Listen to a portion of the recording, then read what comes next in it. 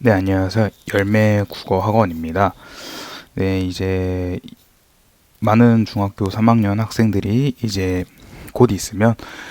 중학교의 마지막 시험을 앞두고 있고요. 뭐 일찍 본 학교들은 벌써 기말고사를 마무리했겠지만 보통 대부분 지금 11월 첫째 주에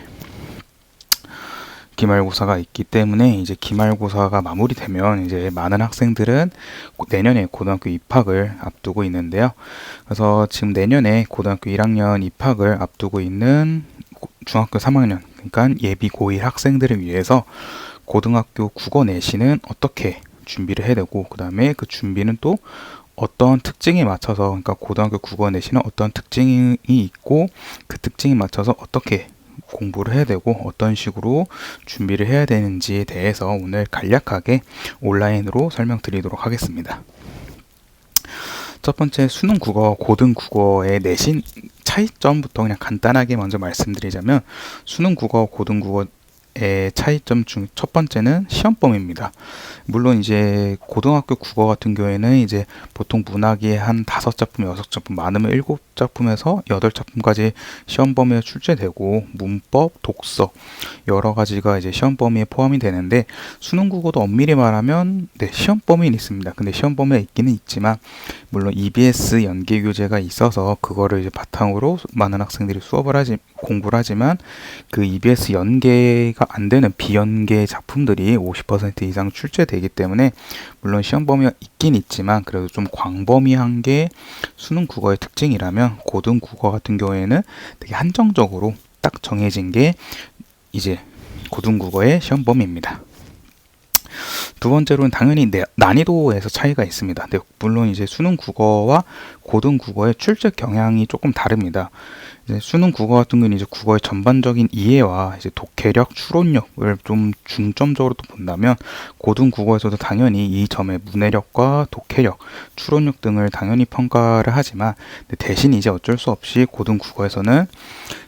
상대평가로 인해서 등급을 나눠야 되고, 또 이제 상위권, 중상위권, 중위권, 그다음에 또 하위권 친구들의 이제 등급을 나누기 위해서는 어쩔 수 없이 변별력이 있는 문제를 출제해야 되기 때문에, 그로 인해서 이제 가장 쉬운 방법은 높은 암기력을 요구하는 문제들이 출제돼서 조금 문제 난이도 차이도 있긴 했지만, 물론 이제 수능 국어를 조금 더 쉬워하는 친구들도 있고, 아니면 반면에 고등 국어를 조금 더 쉬워하는 친구들도 있긴 있지만, 그러면서 난이도 차이도 있긴 있지만, 그래도 이거는 문제의 출제 경향에 따라서 나눠지는 거기 때문에, 그래서 난이도 측면에서도 차이점이 있고요. 그다음에 이제 세 번째는 앞서 말씀드린 이제 문제 유형, 그러니까 출제 경향에 맞춰져 있습니다. 수능 국어는 앞서 말씀드렸던 것처럼 이제 전반적인 국어의 이해를 본다면, 고등 국어 역시 이를 목적으로 시험이 출제됐지만 그래도 어쩔 수 없이 등급을 나눠야 되고, 이제 그렇기 위해서는 변별력 있는 문제를 출제해야 되는데, 변별력 있는 문제를 출제하는 방법 중에 가장 쉬운 방법은 높은 암기력을 요구하는 문제들, 혹은 뭐 서술형 문제, 이런 것들이 있기 때문에, 그래서 고등 국어와 수능 국어에서는 이런 차이점들이 있다라는 걸 말씀드리고 싶었고요. 그렇다 해서 완전히 수능 국어, 고등 국어 다른 건 아니고, 많은 고등학교 국어 내신이 이제는 좀 학생들의 수능 공부도 위하고, 그 다음에 고등학교 국어 공부도 위해서 수능형 문제를 조금 더 출제를 많이 합니다. 수능형 문제라는 건 수능 국어와 좀 유사한 문제들을 출제하는 건데, 수능 국어와 좀 유사한 수능형 문제를 약 80%에서 90% 이상까지 출제를 하는 모습을 보여주고요. 그 다음에 내신형 문제는 쉽게 말씀드려서 좀 높은 암기력을 요구하는 문제들입니다. 그래서 높은 암기력을 요구하는 문제여서 좀 되게 문제가 지엽적인, 그러니까 시험 범위에서도 정말 이제 주된 부분이 아니라 정말 이제 좀 사소한 부분까지 출제를 하는 지엽적인 문제의 출제 경향을 보여주는 게 내신형 문제고, 그 다음에 이와 또 유사한 문제 스타일인 게 바로 서술형 문제입니다. 수능 국어에서는 서술형 문제가 출제되지 않는데, 고등학교 국어에서는 서술형 문제를 출제를 합니다. 근데 요즘도 여러 학교를 보면, 특히 이제 강동구 학교에서도 점차 이제 좀 서술형 문제는 좀 줄이는 편입니다. 왜냐하면 서술형 문제가 좀 수능 국어와 동떨어져 있는 문제 스타일이기도 하고, 그래서 물론 이제 변별력을 위해서 뭐 한 문제에서 정말 많으면 두 문제 정도 출제를 하는데, 그래도 요즘은 정말 이제 많이 서술형 문제를 많이 줄이는 있는 추세여서, 그래서 객관식 문제에서 거의, 그러니까 옛날에는 수능형 이제 서술형 문제가 출제된다면, 서술형 문제가 한두 문제 두 문제 정도 출제된다면 객관식 문제가 한 20문제 정도 출제됐는데, 요즘은 이제 이런 서술형 문제가 아예 없어지면서 객관식 문제가 적으면 한 25문제, 아니면 정말 많으면 30문제까지도 출제를 하는 모습을 보이고 있는 게 고등국어의 일단 첫 번째 특징이었고요. 고등학교 국어 내신의 문제 유형을 간단하게 먼저 설명을 드리자면, 이게 앞서 말씀드렸던 좀 단순 암기형 문제입니다. 이게 대표적인 내신형 문제인데, 이게 정말 단순 암기 해가지고 내신 대비 기간 동안에 교과서 내용을 얼마나 꼼꼼하게 암기하였는지가 가장 중요했던 문제였습니다. 이건 문학 문제인데, 가, 나에 대한 설명인데, 이게 1번부터 5번에 대한 설명은 물론 가, 나의 제시문을 읽고 그 시험장에서 시험 시간 동안에 읽어서 찾을 수는 있지만, 근데 하지만 이제 앞서 말씀드렸던 것처럼 50분이라는 시간 동안 좀 많으면 30문제의 문제를 풀어야 되기 때문에 거의 한 문제당 1분에서 1분 30초 정도의 시간을 투자를 해야 되는데, 이렇게 4번 같은 문제는 가와 나의 제시문도 긴데 그 가와 나의 제시문까지 읽고 또 문제까지 확인을 한다면 시간이 2분, 3분 이렇게 넘어갈 수 있기 때문에 다른 문제에서 좀 흐름이 끊기는 경향이 생길 수 있거든요. 그렇기 때문에 이러한 단순 암기형 문제 같은 경우에는 시험장에서 읽고 풀 수는 있지만 대신에 시간이 좀 오래 걸린다는 점에서 내신 대비 기간 동안에 이 본문 내용, 그러니까 교과서 내용을 얼마나 꼼꼼하게 암기했는지, 그래서 교과서 내용을 정말 약 시험 대비를 한 달 정도 하는데, 한 달이라는 시험 대비 기간 동안에 정말 달달달 엄청 꼼꼼하게 교과서 본문 내용을 암기하였다면 이런 4번 같은 문제, 단순 암기형 문제는 쉽게 풀 수 있지만, 좀 암기가 덜 되어 있는 상태에서 이 문제를 보게 된다면 이제 아예 풀 수 없는 건 아니지만 그래도 좀 시간이 오래 걸린다는 점이 이제 그렇게 작용되고요. 그다음에 이건 문법에서도 단순 암기형 문제가 출제됩니다. 11번 같은 문제는 얼핏 보면 좀 수능형 문제와 비슷한데, 수능 문제는 문법 개념을 제시를 해주고 이 문법 개념을 얼마나 이해하고 그 다음에 활용할 줄 아느냐에 대해서 물어보는 문제인데, 여기서 보시면 보기에 대해서 사이시옷에 대한 개념을 다 설명을 해주지만, 대신에 이걸 왜 단순 암기형 문제로 제가 설명을 드리냐면, 여기 밑줄 쳐 있는 부분 6개의 단어만 특별히 사이시옷을 적는다. 그래서 이 6개의 단어를 암기하고 있느냐 없느냐가 이 문제를 맞출 수 있었던 키포인트였기 때문에, 그래서 보기에 이제 문법 개념이 설명되어 있지만 이 제시된 문법 내용만으로는 절대 문제를 풀 수 없고, 이 6개의 단어를 시험 대비 기간 동안에 얼마나 꼼꼼하게 암기를 했고 이해를 했는가가 중요했던 단순 암기형 문법 문제였습니다. 네, 그렇다 해서 지금 앞서 말씀드린 것처럼 계속 이런 암기만 필요한 문제가 출제되는 건 아니고요. 암기가 필요한 이제 단순 암기형 문제, 즉 내신형 문제 같은 경우에는 10%에서 20% 출제되고, 이제 대부분 80%에서 90% 이상은 수능형 문제가 출제되는데, 그중 이제 대표적인 문제가 3번 같은 문제입니다. 이 3번 같은 문제도 이게 뭐 제가 설명은 수능형 문제라 설명을 드리지만, 제 수능에서 이런 문제는 잘 출제가 안 되고요. 근데 왜 제가 이런 문제를 수능형 문제를 출제했냐면, 보시면 1번부터 5번까지의 선지가 이제 다 고전 문학 작품인데, 이 작품들은 시험 대비 기간 동안에 학교에서 수업하지 않았고 시험 범위에도 포함되지 않은 작품들이었습니다. 그러니까 그 말은 뭐냐면, 학생들이 시험 시간 동안 50분이라는 시간 동안 시험지를 받고 이 3번 문제를 봤을 때 1번부터 5번까지의 작품들을 스스로 먼저 분석하고 이해하고 독해할 수 있느냐가 중요했던 문제이기 때문에, 그래서 좀 생각해보면 수능에서 비연계 작품이 나와서 학생들이 처음 보는 작품을 그 시험장에서 그 자리에서 바로 분석하는 능력이 필요한 건데, 지금 이런 수능형 문제도 3번 같은 문제도 이런 수능형 문제에 맞춰서 좀 출제를 됐다. 그래서 3번 같은 문제는 1번부터 5번 선지를 바로 보고 학생들이 얼마나 고전 문학을 해석할 수 있고 이해할 수 있는가를 중요했던 게 이제 3번 같은 문학 수능형 문제고요. 그렇다면 이런 고등학교 국어 내신의 문제 경향을 많이 보셨는데, 그럼 이런 고등학교 국어 내신 어떻게 대비해야 되냐? 제일 첫 번째는 앞서 말씀드렸던 것처럼 수능형 문제가 80%에서 90% 이상이 출제되기 때문에 수능 국어에 대한 대비가 되어 있다면 충분히 내신에서도 그런 수능형 문제에서 강점을 볼 수 있습니다. 그렇기 때문에 비내신 기간 동안에 수능 국어를 꾸준하게 1학년 때부터 대비하는 게 제일 좋고요. 그래서 비내신 기간 동안에 수능 국어 대비 수업을 통해서 학생의 국어 기본 실력을 향상하는 게 제일 최우선입니다.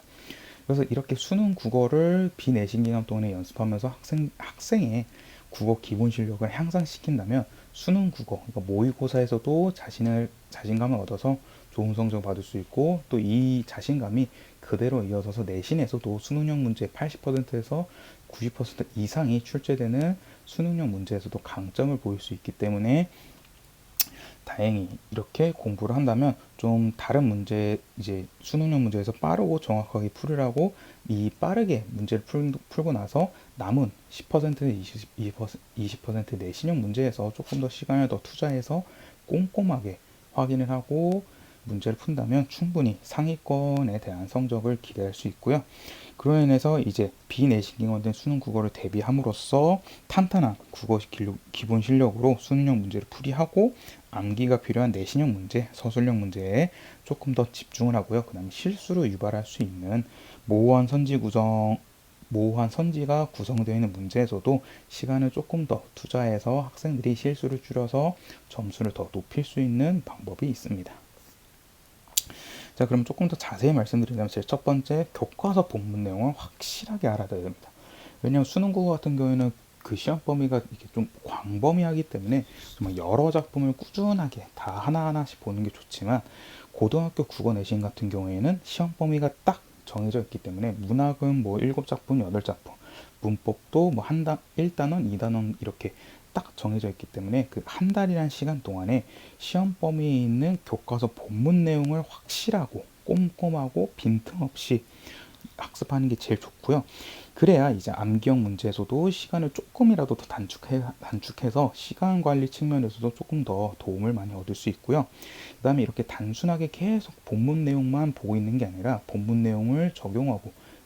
응용하고 무엇보다 자신이 얼만큼 이해하고 있는지를 점검할 수 있는 다양한 문제 풀이를 해두고, 문제만 많이 푼다는 게 아니라 문제를 많이 풀면 좋습니다. 근데 대신에 문제를 많이 풀고 그에 대한 오답과 피드백이 없다면 학생들이 그냥 잘하는 문제, 자기가 맞출 수 있는 문제만 더 맞출 수 있고, 오히려 점수를 올려야 될 부분인 오답에서는 점수를 못 올릴 수 있기 때문에 그냥 그 경우에는 성적이 계속 도태되는 경우가 생길 수 있기 때문에, 그래서 그에 대한 피드백을 확실하게 받음으로써 자신이 약점이 어디이고, 그다음에 자신의 이 약점을 보완하기 위해서는 어떤 식으로 문제를 풀어야 되고 어떤 식으로의 또 공부가 필요한지에 대해서 조금 더 공부하는 게 필요합니다. 그러고 나서 이제 당연히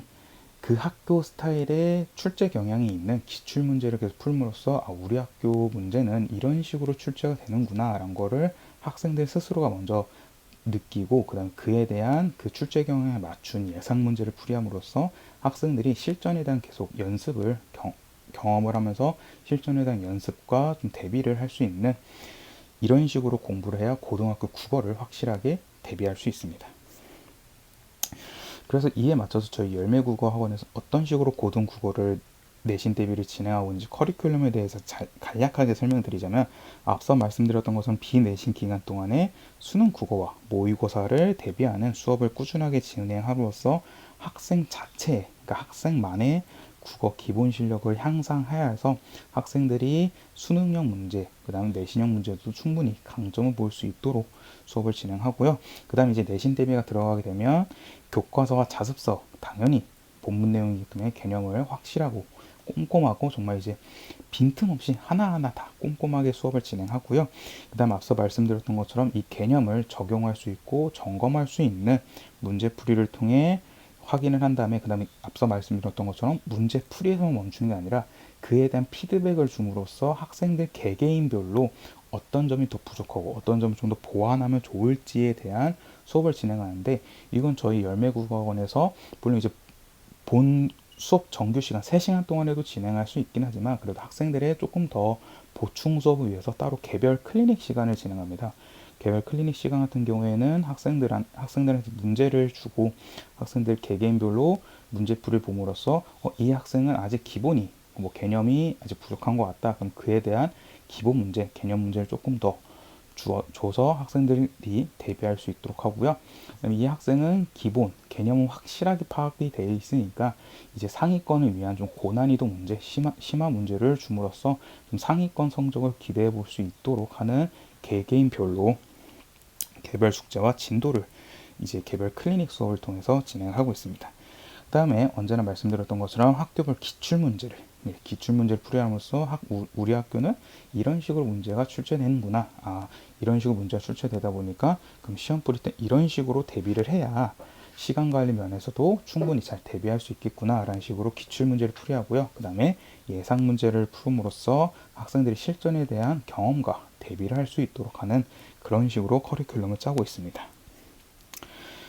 네, 여기까지가 고등국어 내신에 대한 간략한 설명이었고요. 좀 이제 아무래도 온라인으로 간략하게 설명하다 보니까 내용을 좀 빠르게 생략한 부분은 많은데 혹시나 고등국어에 관련해서나 궁금하신 점 있으시거나 아니면 좀 우리 열매국어만의 커리큘럼이 좀 더 어떤 식으로 자세히 진행되는지에 대해서 궁금하시면 언제든지 저희 학원으로 연락 주시면 되고요. 유튜브에도 저희 열매국어 수업과 커리큘럼에 대한 설명이 있고 그 다음에 네이버 블로그에서는 이제 열매국어 수학학원이랑 네이버 블로그인데 여기는 이제 저희가 저희 학원의 커리큘럼과 수업 자료 등을 보여줌으로써 지금 이 학교는 이런 식으로 수업을 나가고 있습니다 라는 걸 보여드리고 있기 때문에 조금 더 커리큘럼에 대해서 궁금하시거나 아니면 조금 더 어떤 식으로 수업을 진행하고 있는지 어떤 자료를 씀으로써 어떻게 학생들의 성적을 대비하고 있는지에 대해서 궁금하시면 한번 네이버 블로그도 한번 참고하시면 좋을 것 같고요. 인스타그램도 저희가 운영하고 있기 때문에 언제든지 고등학교 국어나 수능 국어 혹은 여러 공부 면에서 궁금한 게 있으시다면 연락 주시면 감사하겠습니다. 네, 여기까지 열매국어학원의 사승훈이었습니다. 감사합니다.